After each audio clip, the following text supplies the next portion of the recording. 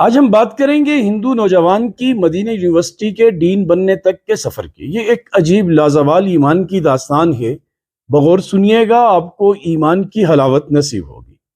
آپ یقین شاید نہ کریں کہ ایک ایسا نوجوان جو پکے کٹر ہندو گھرانے میں پیدا ہوا، جس کے والد اپنے علاقے میں ہندو مذہب ہندو دھرم کی تبلیغ کے لیے کوشاں رہتے تھے، جن کی والدہ اپنے گھر کے اندر بچیوں کو ہندو دھرم کی بنیادی عقائد سکھاتی تھی، جن کا پورا خاندان ہندو رسم و رواج میں جکڑا ہوا تھا، جہاں ہندو دھرم کے خلاف ذرہ برابر بات برداشت نہیں ہوتی تھی، ان کا بچہ، جن کا نام انہوں نے بڑی ارمانوں سے بانگ کے لال رکھا تھا، وہ بچہ کیسے اس کٹر بند ہندو گھرانے سے نکل کر مسلمان ہوا، اور مسلمان بھی ایسا باکمال کہ وہ ایک زمانہ آیا، ایک وقت آیا کہ لوگوں نے دیکھا کہ وہ مدینہ یونیورسٹی کا ڈین بنا، مسجد نبوی میں لیکچر دینے لگا۔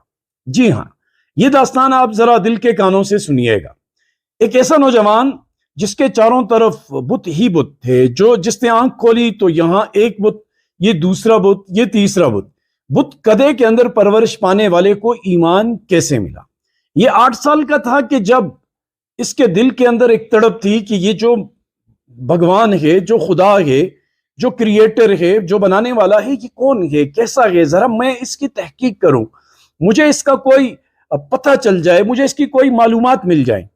اس سلسلے میں وہ ڈھونڈتے ڈھونڈتے کسی دوست سے اس نے قرآن مجید کا ترجمہ لیا جو سنسکرت زبان میں کیا ہوا تھا۔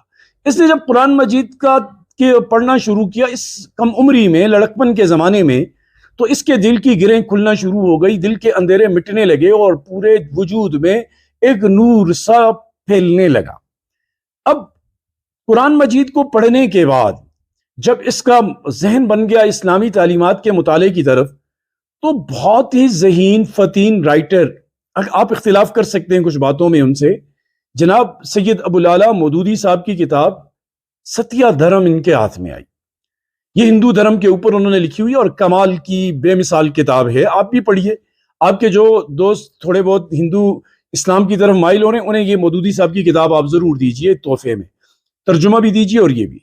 اس نوجوان نے جب اس کتاب کو پڑھنا شروع کیا تو سارے شک شکوک شبہات ختم ہو گئے، اور اس نے برملا اپنے گھر میں کہہ دیا کہ میں آپ کے سناتن دھرم کو چھوڑنے کا اعلان کرتا ہوں، میں آج سے ہندو نہیں ہوں، میں مسلمان ہوں، میں محمد الرسول اللہ صلی اللہ علیہ وآلہ وسلم کے لائے ہوئے دین پر ایمان لاتا ہوں، اور کلمہ پڑھ کر وہ مسلمان ہوا۔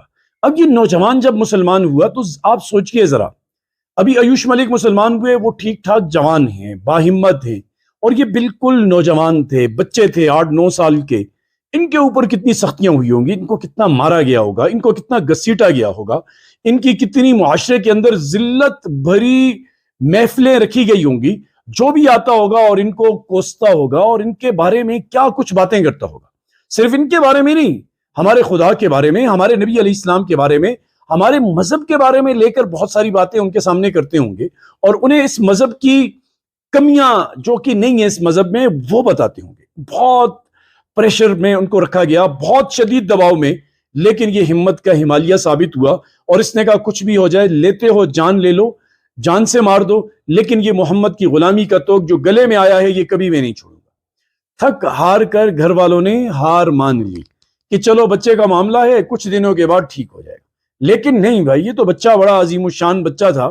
اس نے اسلامی تعلیمات سیکھنا شروع کی، مدرسوں کے اندر داخل ہوا، عربی کے فنون سیکھنے لگا، قرآن مجید کی تفسیر سیکھنے لگا، اصول حدیث، حدیث کی تفسیر، یہ ساری چیزیں، فقہ، اصول فقہ، یہ پڑھنے لگا۔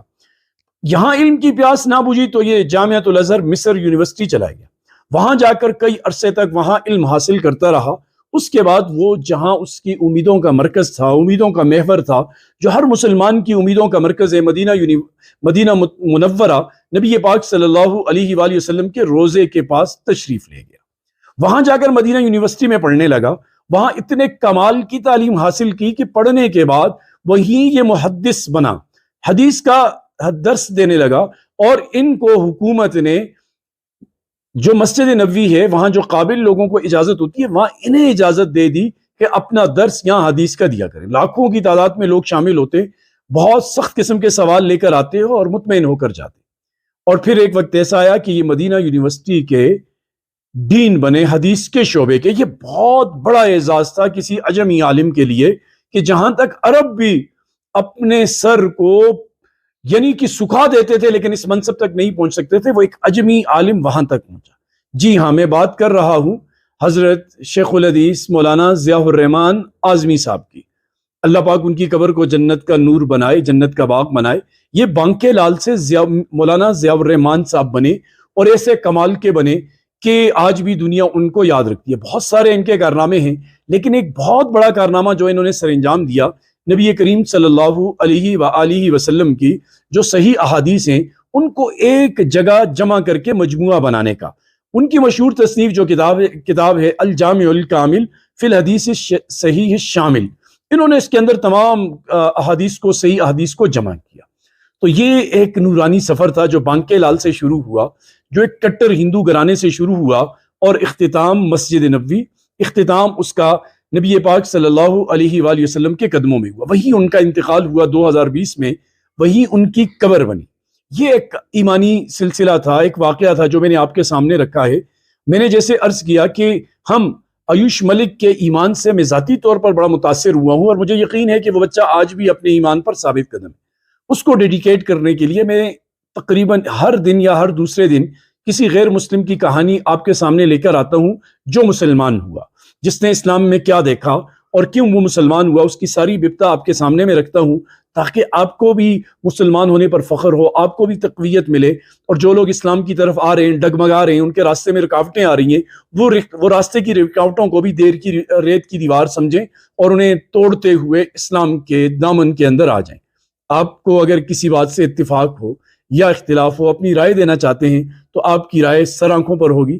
آپ کو اچھی لگی ہو لائک کریں، کمنٹ کریں، اور اگر چینل کو سبسکرائب نہیں کیا تو ضرور کیجئے گا. انشاءاللہ اگلی ملاقات میں کسی اور شخصیت کے اسلام کو لے کر آپ کے سامنے حاضر ہوں گے. والسلام.